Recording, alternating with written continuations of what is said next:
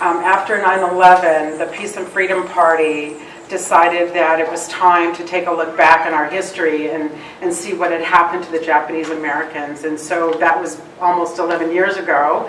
And through the Venice Arts Council, myself, Suzanne Thompson, Emily Winters, who's also an artist, Brian Maeda, Arnold Maeda, who's here, and some other people that aren't with us, the Venice Beachhead. We've been working, getting together in the last year. We've actually formed a group called the Venice Japanese American Memorial Marker Committee. And Brian and Arnold told us about this reception as part of the Manzanar Committee. Emily has been to Manzanar with Henry Fukuhara watercolor group. And I had hoped to go on the pilgrimage this year but wasn't able to, so I hope to go for sure next year. And we also mirror your thoughts and how outrageous this action was. And I'm a Californian, and I asked my mom what happened, because she was in high school, in La Puente High School in San Gabriel Valley, when this happened. And she says, well, we don't know, they were just gone, And so I am an activist to this day for many of those reasons, and because of Central American refugees coming here and what our country was doing in their countries, and it goes on and on and on and on today. So I joined with the members of the Venice Japanese American Memorial Marker Committee. Emily Winters, would you like to come up with me? Arnold, where are you, Arnold? Come on up here, Arnold. We'd like to present you with something, a card and our gift to you, Aiko, for your work. Not only for Japanese American people, but also for the voice of many people who can't say enough for all the work that you've done. So thank you.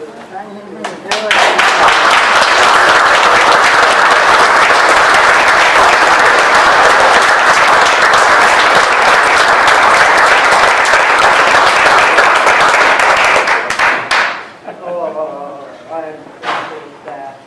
Arnold and Brian were both picked up or asked to report through the executive order at the corner of Lincoln and Venice Boulevard.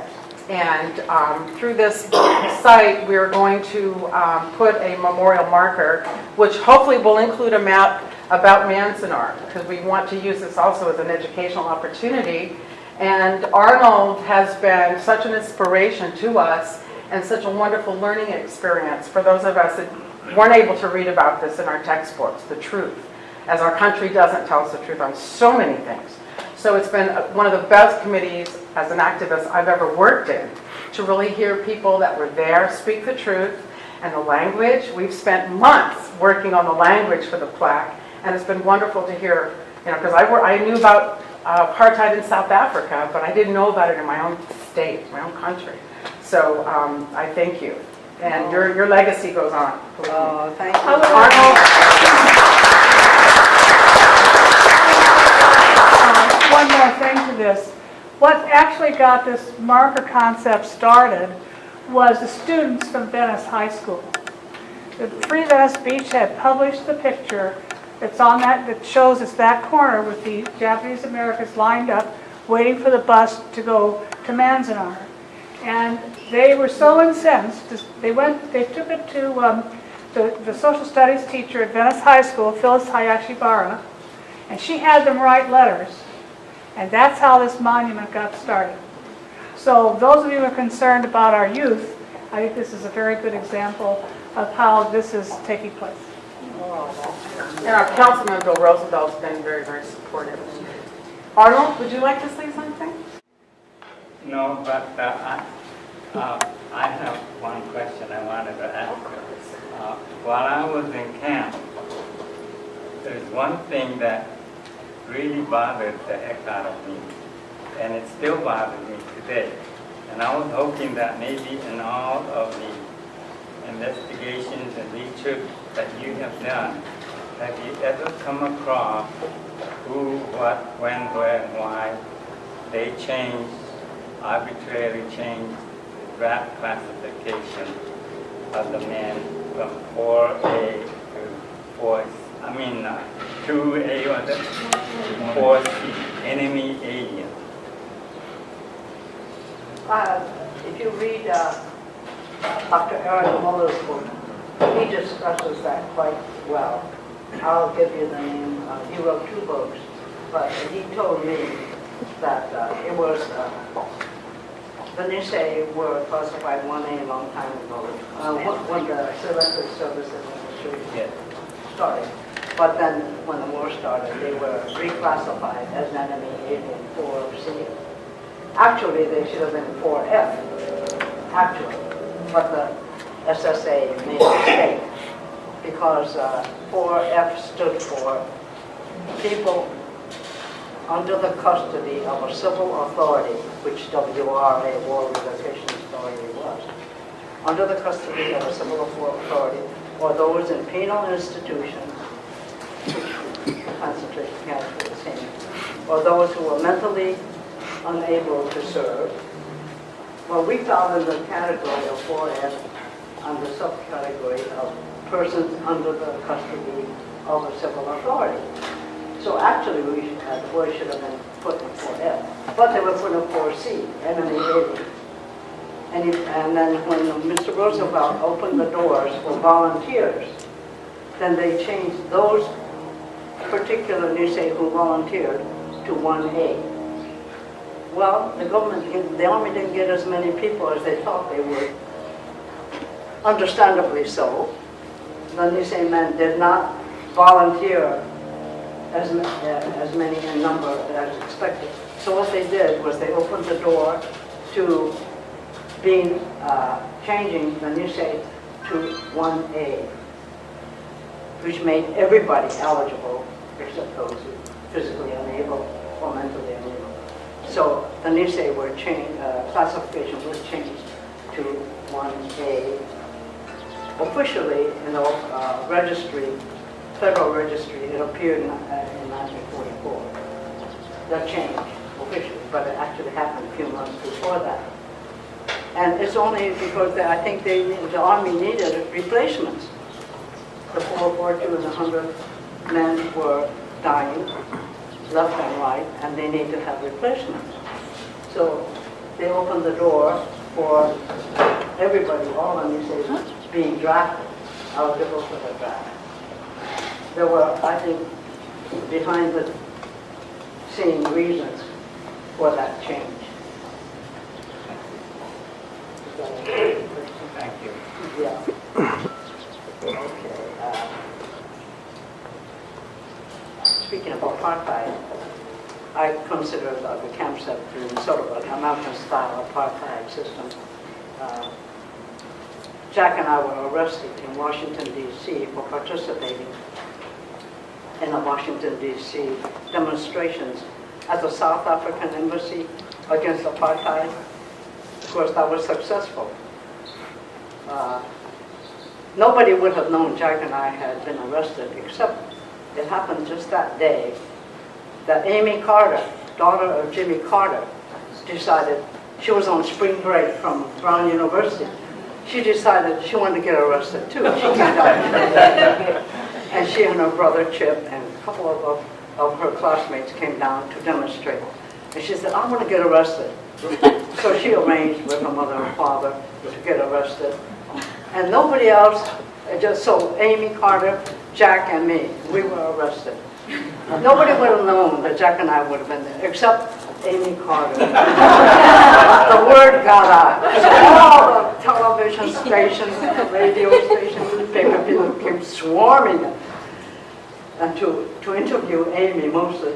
But they gave me the courtesy of speaking, and I had a chance to say, I know what it's like to be a victim of apartheid, because I was chased out and evicted from my home and told I was only supposed to live here and I couldn't go in or out. So I was able to transfer the kind of problem that the apartheid imposed upon the blacks in South Africa to our own situation in America. Of course, people couldn't believe it happened, but it was the truth. So that gave me an opportunity to push for some acknowledgement and knowledge to the American public. So I took advantage of that. After Amy Carter spoke, they invited me to give a couple of words. So I pushed for the class action lawsuit William Horry versus United States, and to tell them a little bit about the fact that I too was a prisoner in an American-style concentration camp for 3 years during World War II. And so I got a lot of questions after the actual filming of the interview. But it was very propitious that Amy Carter decided to get arrested that same day. It was one of those interesting opportunities that I had, took advantage of. Could you say something about the importance of the upcoming program at the Japanese American National Museum where you and Mako Nakagawa will be featured on the top, and Karen Ishizuka on the topic of accurate terminology? That's on August 27th. Oh, yes. Japanese American National Museum. Mako Nakagawa, whose resolution before the JACL last year called Power of Words, she had outlined a proposal that the organization ought to could consider in using accurate terminology and avoiding euphemisms in describing what happened to the Japanese Americans in World War II. The museum has invited me and Mako Nakagawa and Karen Ishizuka, who had written the book Lost and Found. She had very clearly written about her experience in setting up an exhibit in Ellis Island in New York City when she found great opposition to the title of her exhibit, which was America's Concentration Camp.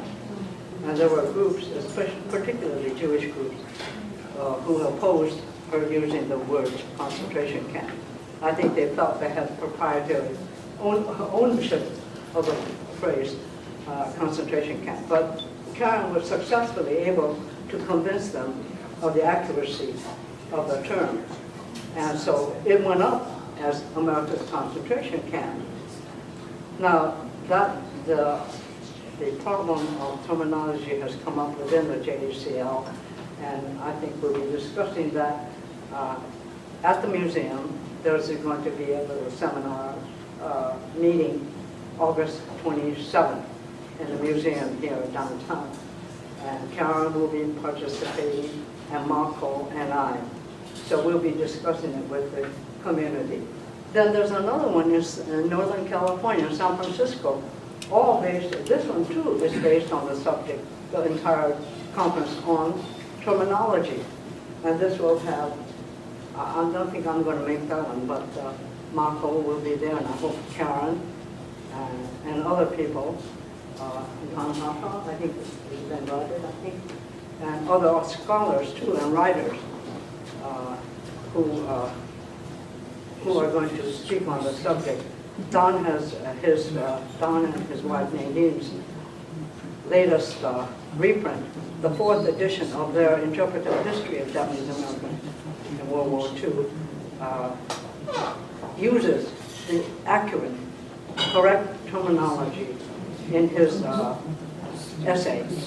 And I hope that you will get a chance to see this very, very concise essay that he's written about the World War II experience. So we have this opportunity now to try to get most of us, like including me, it took me years to get over using the word internment. I was an internee in an internment camp. Well, that's totally inaccurate because only enemy aliens can be interned. I was not an alien, so I was not qualified to be an internee. I've been asked, well then, I've been asked by many nieces, then what do I call myself if I was in a war relocation authority camp? I said, well, you were an excludee, incarceree, prisoner. Oh, I can't use prisoner. It sounds like I committed a crime. Well, you were behind barbed wires. You couldn't go in. You couldn't come out. You had to get permission if you had to go out. Is that like a prison? Well, yeah. But then you were a prisoner. Oh, I don't like that word. Internee is less harsh and people are not 100% sure what an internee is. But they know it's confinement of some site. And I know that it took me years to get over this word that I was conditioned to use, internee, internment. So, But Aiko, don't you think that when you say you went to camp, yeah, we went to camp, yeah. you know, a lot of the people will say, oh, like Girl Scout or Boy Scout camp, Yeah, right? that's true. You can't say you went to camp. Uh-huh. It's, Irene is right. Just saying camp is not quite the right Right thing to do. words. I think you always have to use the word either concentration camp or prison camp Something. or illegal detention camp, something like that, to qualify if you say camp. It's not like a summer camp or a scout camp. It makes it long, but it's accurate. It's true. But anyway, I just want to say that I still understand. I understand now why people, Nisei especially, don't want to use concentration camp or prison camp or internment. And they want to use internment camp. We were conditioned to do that, but it's not accurate. And the effort in these meetings, upcoming meetings, is going to be to try to educate our own people to begin with that we were not interned. The internment camps, actual internment camps, were run by the Justice Department. And they held aliens or the Central and South American, Latin Americans who were kidnapped and brought here to be used as hostages. They were actual internees, but not we who live in WRA camps here. We were not internees. And if you have any questions about it, Would you say political prisoners then? Was that? oh, political prisoners. A lot of people prefer that, political prisoners. That's true. And, of course, this woman who said, well, I didn't commit any crime, so I can't be called a prisoner. Well, I said, well, you did commit a crime. You were born Japanese. And that's the only reason we were put away, right? If I was born Irish or something, I wouldn't have been put away. If I was born Japanese. And even though I was born here, I still picked up because of the court in my body. Can you speak to the Chamber of Commerce and their influences, or potential influences, in this process of putting Japanese Americans in California in concentration camps? Well, if the Chamber of Commerce, no, I don't know directly, but the Chamber of Commerce had a lot to do with all the different business organizations that existed. They also were part and parcel of the guilty, as far as I'm concerned, guilty group that wanted to push the Japanese American farmers, business people out of the state so they can take over the business. That's what happened in Central and South America too.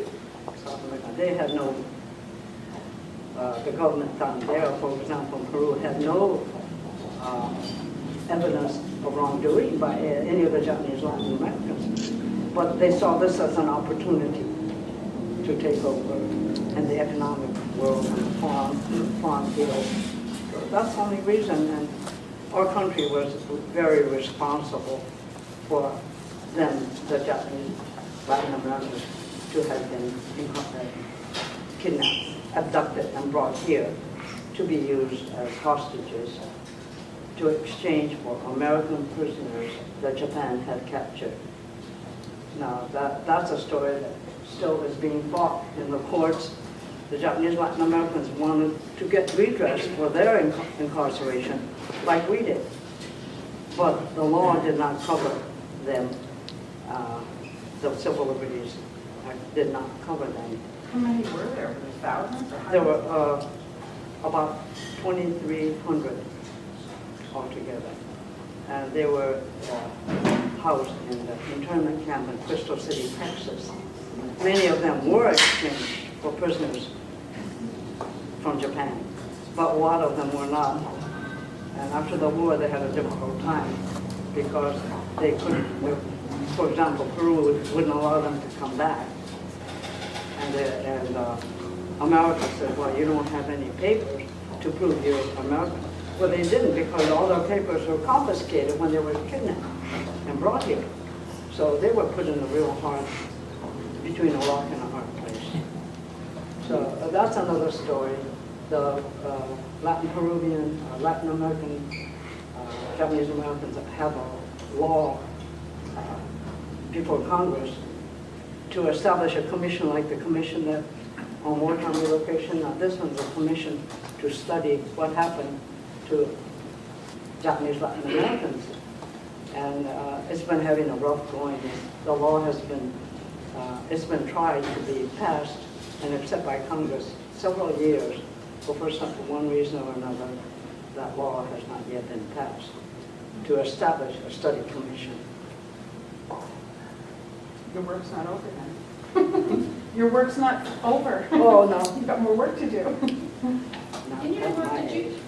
in your work, did you come across, Wichita Road, my Okay. hearing is not so good. okay, did you come across in your research anything about the difference or the distinctions they made between those who end up going to like Leavenworth as opposed to the camps? Did you find lists or criteria for why they separated certain families and certain leaders? Why they separated. My grandfather, for example, was sent to Leavenworth. Did you understand the question? Because we have we're sister here, and we have You're asking why some people were sent to Leavenworth and some people Right. into camps? Right. In other words, did you... These were the draft resistors No, I'm talking about in the beginning.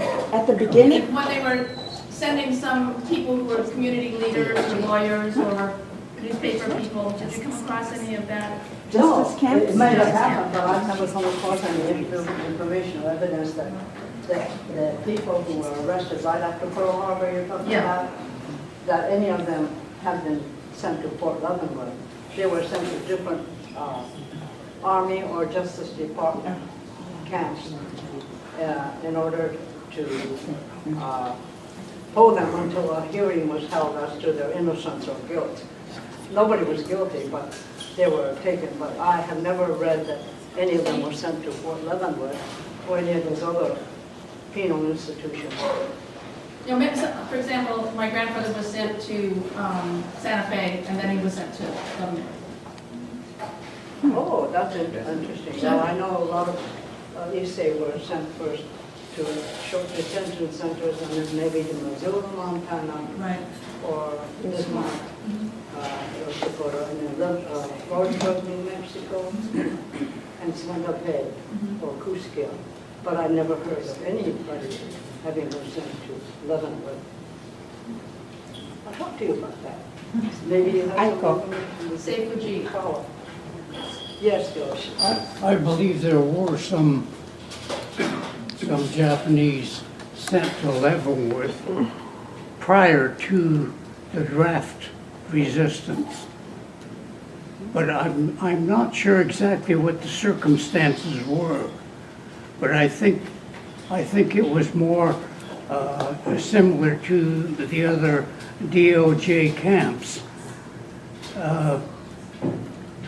Frank Emmy related to me at one point that there were some Japanese, what he called Japanese nationals there.